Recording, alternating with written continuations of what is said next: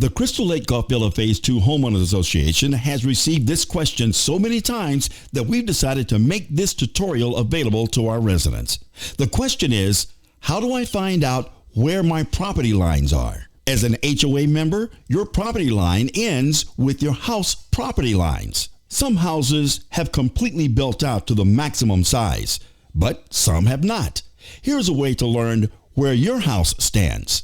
To find out about your house, use an internet browser and go to www.bcpa.net and enter. That's for Broward County Property Assessors.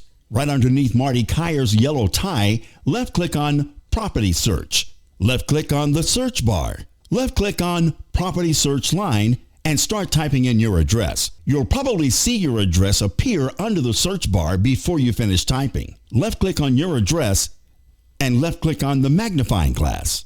Left-click on Map to see your house from overhead. The red lines around your house tells you your property lines.